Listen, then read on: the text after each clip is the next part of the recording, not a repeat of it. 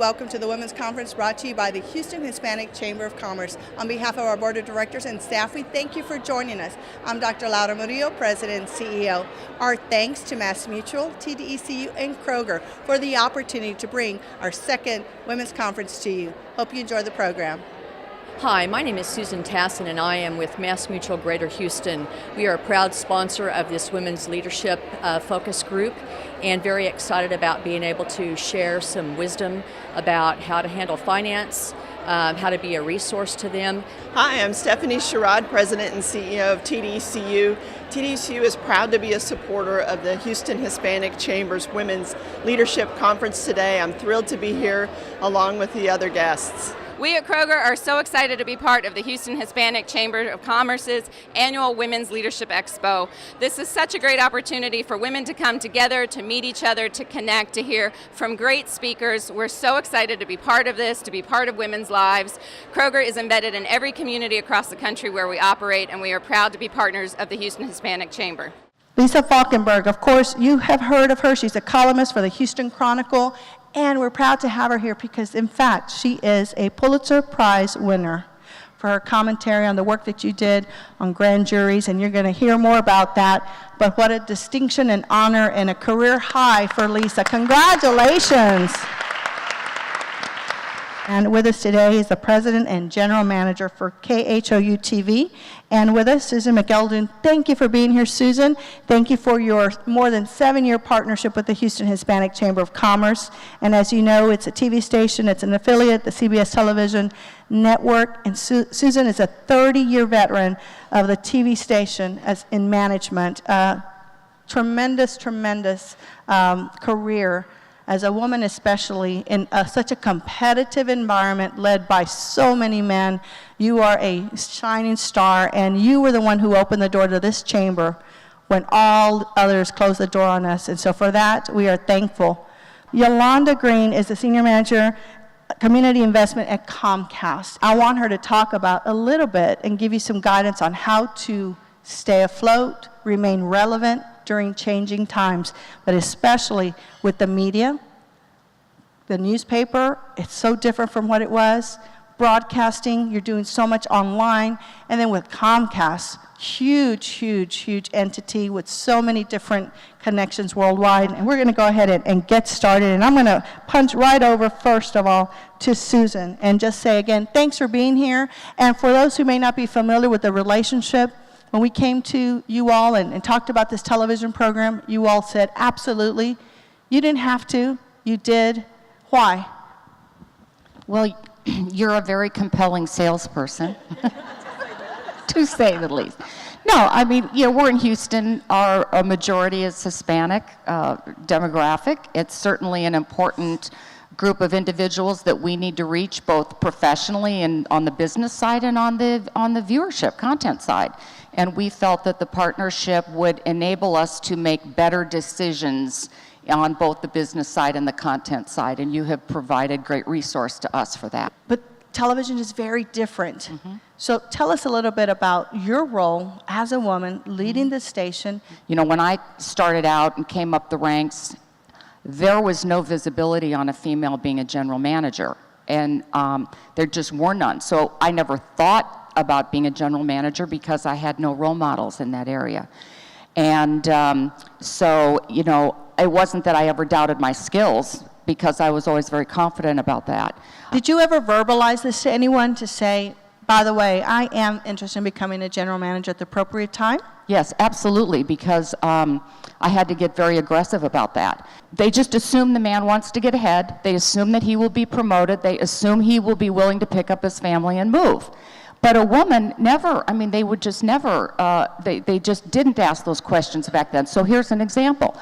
When I was a director of sales in Denver, Colorado, working for the NBC's own station there, and I knew to become a general manager, I was going to have to work in a big major market as a director of sales. I just knew to do that at the level I wanted, I was going to have to put myself out there. So I was talking to my boss, my corporate boss, and I said that I'd be willing to move. And he was, really? You would? Well, you've got a husband and you've got children and you would move? And I said, well, I absolutely would move. I want to pursue this as my career. And 6 months later, I was the director of sales in Chicago for the CBS station. I think you have to power through anyway. You're not going to get ahead unless you go ahead and you make the move. If you sit back and wait for someone to give it to you, you're never going to receive it. So even if it has to be uncomfortable, you need to be that person that puts her hands up, that makes the statement and says, yes, I want to get ahead. Yes, I'm going to take a stand. It doesn't matter if I took my first gig, I was a director at 25. There were men who looked at me and said, hey, kiddo, we're in the same meeting together. We're sitting at the same table. So it's okay, and you will succeed. But I want to go to Lisa. Your work has changed public policy, has changed the way people perceive it, and that you've been able to make a difference. Talk to us about that. Yes, no, it is. And for those who are unfamiliar with my work, I'm a Metro columnist for the Chronicle, so I write about lots of different things. I tend to focus a lot on education and criminal justice and somewhat on politics. But the series that she's talking about was, it was a death row case, and I won't get into it. But it was a man sitting on death row for killing a police officer. And what I was able to do with a series of columns is discover that part of the reason he didn't get a fair trial was a system that we had for choosing grand jurors, and we were the only state in the country still using it for criminal cases.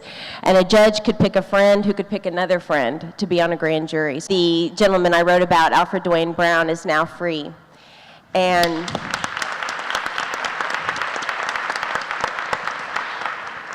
I want to say that I was everything bad that she's describing when I started out. When they offered me this columnist job, this is a job that most people in newspaper journalism would give, their left hand for. I mean, they really had always aspired to be columnists, a lot of people. Me, no, I didn't hesitate. When the editor called me up and said, have you ever wanted to be a columnist? I said, no. I was 28.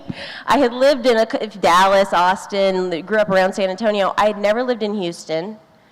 I didn't have a beard like the other guy doing it. I think I was still calling my mom to see if the meat was still good in the refrigerator. And you want me to move to Houston, a city I'd never lived in, and tell people what to do over there? Luckily, the editor of the paper, Jeff Cohen, had more confidence in me than I did in myself. And I decided to do it. And I'm so glad all these years later that I did. It's a scary thing to put yourself out there. As Laura said earlier, you can do it, but you've got to get to work on time. You've got to work harder than everybody else. No one's going to cut you any slack along the way because you feel like you've got to take a 3-hour lunch, every day. You have to work hard, and I think that women oftentimes have to work even a little harder than the guys. That's right. Well, again, let's give them a round of applause. Thank you. Thank you, Susan. You're great. Thank you so much. Yolanda, thank you. Every day I wonder if we're getting it right. Parenting, planning for tomorrow, all of it. As my mother says, the days are long, but the years are short. I want to protect what we have and give them what they need. But we're going to need some help. Reaching your family's financial goals could be easier than you think. At MassMutual, we've helped families for more than 160 years. Let us help yours. We want to recognize Kroger as one of our underwriters today. Thank you. You guys have been instrumental in partnering with the Chamber of Commerce. A round of applause for Kroger. Thank you, Marla. Thank you so much. We have a full complement of healthcare needs as well as nutritional needs. We are moving into a world where it's the total body. So although I appreciate all those that are on prescriptions, prevention is much better than cure. And so whether it's fresh produce, whether it's fresh meat, whether it's our nutritional supplements, and then of course moving on to my favorite part of the store, the pharmacy. And we have health screenings every first Saturday so you can just get a quick check of your blood pressure. We do immunizations, cholesterol screenings. In your position, your role, you've done so many things at Kroger, and I'm sure you have something that is important that women have overlooked. specifically that you might want to talk to them about as it relates to wellness? Sure. One of the leading causes of death, unfortunately for women, is cardiovascular disease. About a third of all women will die from a cardiovascular disease, and it's that silent killer for real. Cardiovascular disease can sneak up on you, and so I think that is probably one of the silent, but yet most common conditions that we overlook every day. And on that note, Lori, I want to talk to you about something that I'm sure I'm probably the only one in this room who sometimes feels guilty, right? Talk to us about guilt and how do we overcome that and feel that we are right and we are well served by sometimes focusing on ourselves. Great question, Laura. And also, I as well think it is just outstanding that you've put health and wellness on the panel today, and thank you for inviting me as well. We women, especially all of you in this room, spend so much time trying to manage and take care of so many areas of our lives. And sometimes the area that comes in last is ourselves. The whole concept of what is self-care, how do we take care of ourselves, what does that prescription look like on an individual basis, is the last thing that we give thought to. And in fact, when we even begin to imagine doing that, we do feel guilty. Guilty of what? Guilty of taking time for ourselves in lieu of taking care of other people. Guilty of being selfish, thinking that we don't deserve to take the time for ourselves.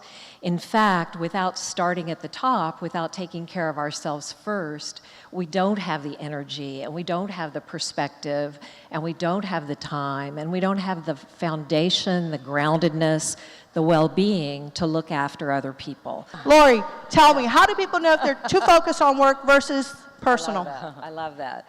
So I actually grew up during the time of the feminist movement, and the whole idea of having it all was never meant to happen all at the same time in equal measure and equal balance. So that's the first thing. Don't expect yourself ever to have everything in equal balance and equal measure all the time. And so across the lifespan, it's less about work-life balance and more about stepping back and wondering, what are the priorities at this phase of my life, and how do I give attention to those? And in those times, a little bit less may go to something else. And that's absolutely fine. Giving yourself permission to do that is the first gift you can give yourself, is not believing that you need to do it all at the same time in equal measure, but that it is only healthy, it is only a sign of your wellness and your capacity to take good care of yourself, to know that certain things have to give at certain times. Latinos and Latinas especially, we'll go to our neighbor, we'll talk to the person next to our cubicle, next to our office, but God forbid that we go and have a professional and we talk to them about this. How do we get over that stereotype? So I think that one of the things that we, just by doing this type of panels, you are helping in breaking the stigma. One thing that I really will recommend the audience is, and I know you probably will have heard all of this because we all know everything, but it's a matter of doing it, is practice the concept that is so popular now called mindfulness. Yes. I mean, it is so important. Yes. So when you are at work, just be mindful. Do work and get breaks, I guess. At lunchtime, you can return your email. You can, call the teacher. Find time, but just leave that and then go home and be home. So mindfulness is the art of being present where you are, and that helps a lot. The other one that is part of what I do a lot in therapy is really getting the habit of changing your thinking. And it's not about being positive, because people are like, do you want me to be a cheerleader? And I'm like, no, that's not the idea is, if you get, because we all get, like they say, there are like 3,000 negative thoughts a day. So if you say, oh, I'm a bad mother because I'm at work, immediately identify the thought and say, no, I'm here because we want a better future for our family, because I'm a working mother, because I decide to do this. And I mean, change it, not positive, not saying, no, you are perfect, you are good, because nobody's perfect. I like the concept of the good enough mother. I don't know if you have heard that. It's like we're all good enough. I mean, we don't have to be the best mother. The last one is journaling. Yes. Journaling in your 10 minutes free a day that you have. Yes. Kind of organize your thinking. And journaling is a very powerful tool.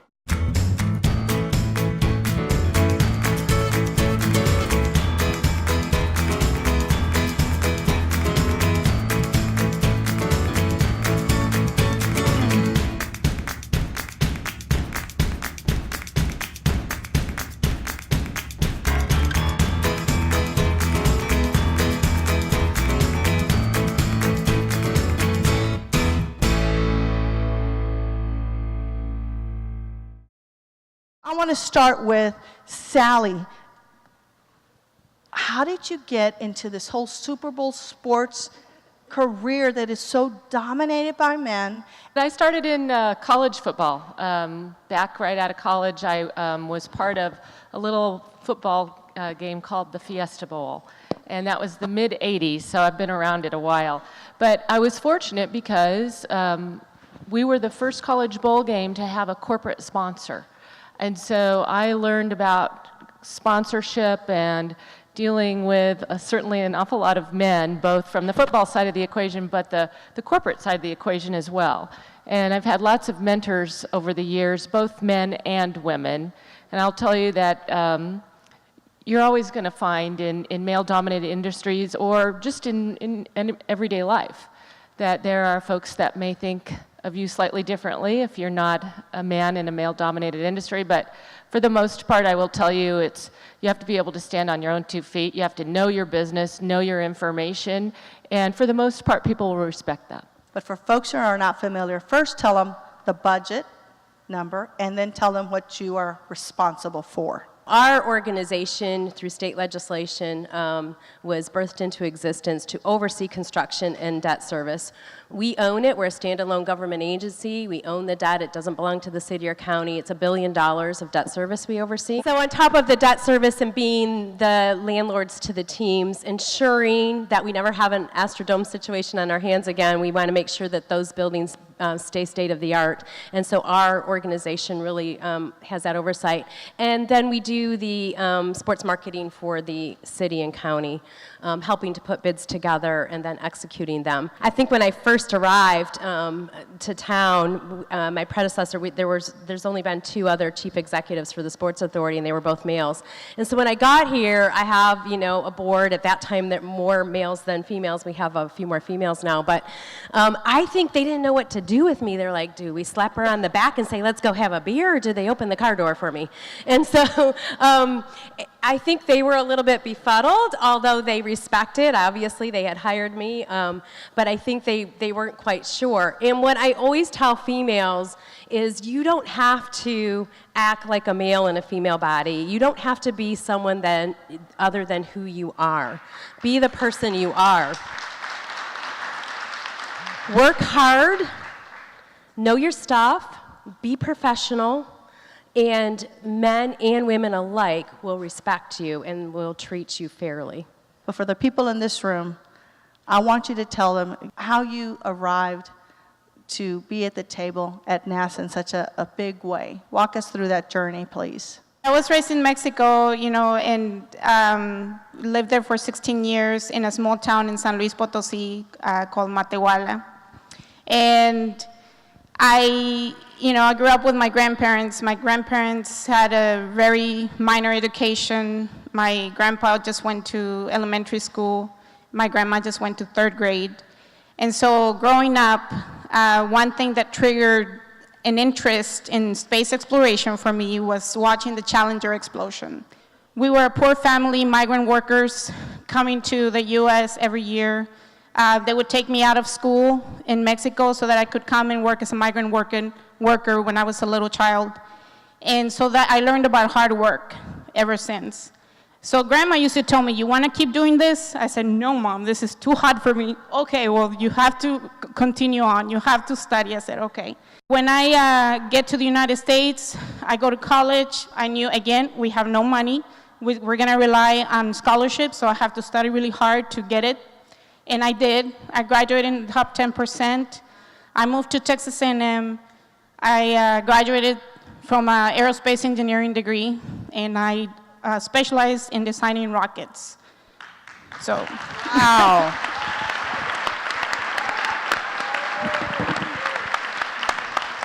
many of us women don't believe in ourselves. I thought, I don't think I'm going to get accepted. I'm not that smart. And a mentor told me, yes, you are. You're really smart. You made it all the way from Mexico to here. You are really damn smart.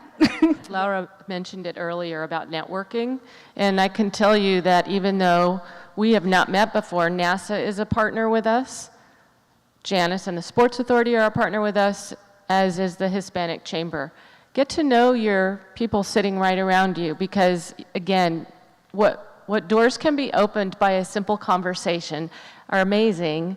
And don't be afraid to take a risk. Don't be afraid to take that opportunity. The only way you do achieve excellence in something is by really having a passion for it and sticking with it. I want to thank you for sitting here through all of this. I want to thank our 3 panelists. Thank you for the cereal. The crayons made a big difference. It may not seem like much to you, but it means the world to us. Through Kroger Community Rewards, local nonprofits earn millions of dollars each year. Sign up at Kroger.com/community rewards, and every time you use your Plus card, you can donate to the local group that matters most to you, just by shopping at Kroger. When we all join together, there's nothing we can't do. Great food, low prices at Kroger. Thank you for joining us.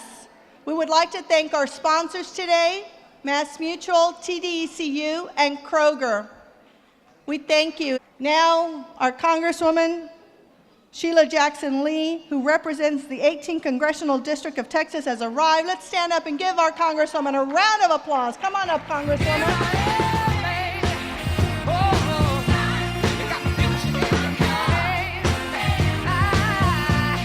The Women's Conference is really about women who have excelled in their careers, have taken chances, Congresswoman, and you certainly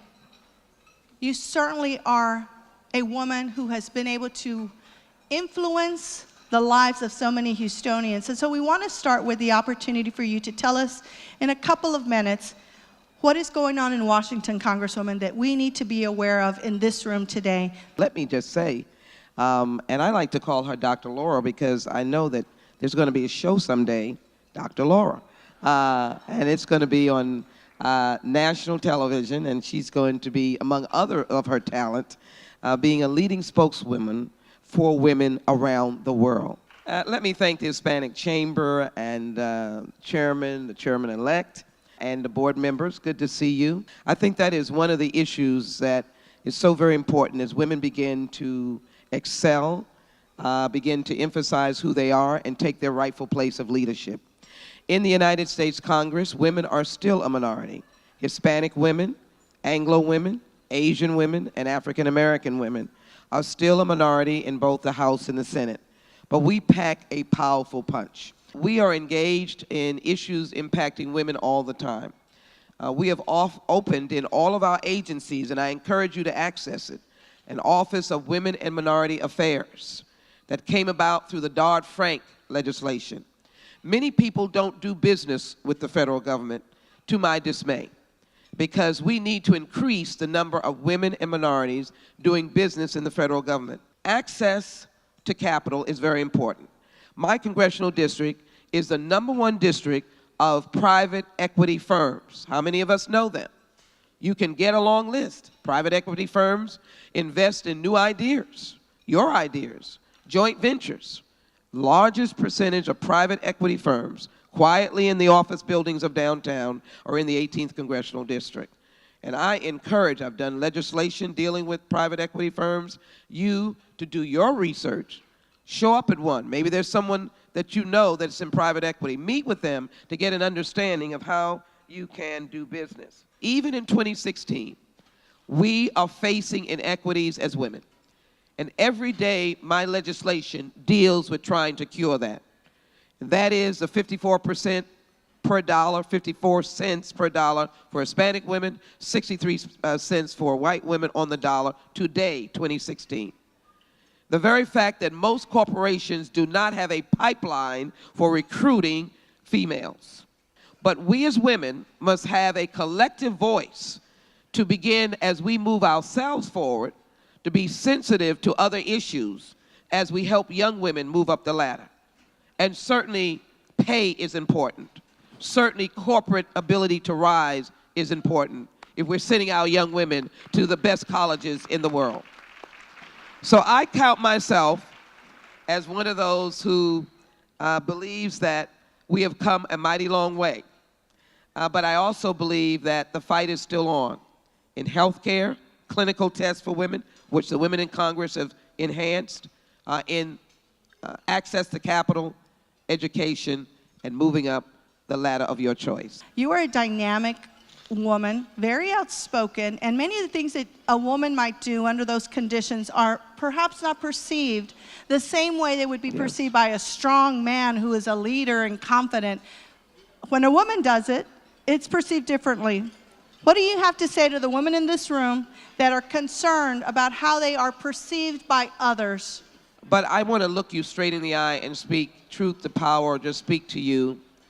That is something that has followed me all of my life.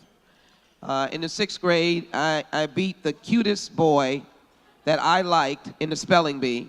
I was mad that I won the spelling bee. He was mad too. But you have talent, and I do want to acknowledge the gentleman in the room, because America is great when all of us are rising up the ladder of success. But I can tell you as women that Barbara Jordan has indicated that women are unique, that men cannot do what you can do. They don't have the capacity. That is not a negative point. It is to recognize your uniqueness. And in many instances, it is important for you to be forceful, because in your lifetime, in choices that you make, you'll be multitasking when you are not even realizing it. We are mothers with young children, of which I had. We're rushing away from home to get to daycare or to school on time. We're often late. We are lawyers and doctors and teachers, businesswomen, who should have been where we were supposed to be an hour ago. But what I would offer to you is find your moral compass. Who are you? What do you believe in?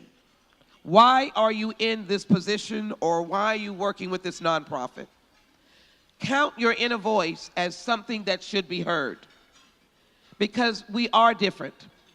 And we bring a perspective to government, to business, to education administration that others do not. And one of the things that women do when they achieve a level of professionalism is they shut down that femininity, that womanhood, because I don't want anyone to think that I can't handle it. And if you have to be a boss and say things that make up being a boss, say it. It may be tough. It may be that you will come back and comfort that person later. But you'll have to be able to be in the fight if you stay guided to your moral compass. My moral compass is to change this world. And sometimes I'm in some fights, and I just have to stay the course to be able to make a difference, and you are here to make a difference. I must say that there's no doubt in this room that you are a boss. Give me a hug, Congresswoman. Thank you so much. For having me. And she must exit now, because as always, she's fully committed. Thank you for making time for all of the people in this room today. Thank you so much. Let me end by, again, thanking all of you. I know this poem by Maya Angelou that says that you are phenomenal women. And so I hope that as you continue your lunch, you will believe that you are truly phenomenal woman. You can click your heels and you can't be touched. You are a phenomenal woman. Thank you to the Hispanic Chamber. God bless all of you, and God bless the United States of America. Thank you for joining us at our second annual Women's Conference brought to you by the Houston Hispanic Chamber of Commerce. On behalf of our board of directors and staff, we thank you for joining us, and we give a special thanks to TDECU, MassMutual, and Kroger. Thank you.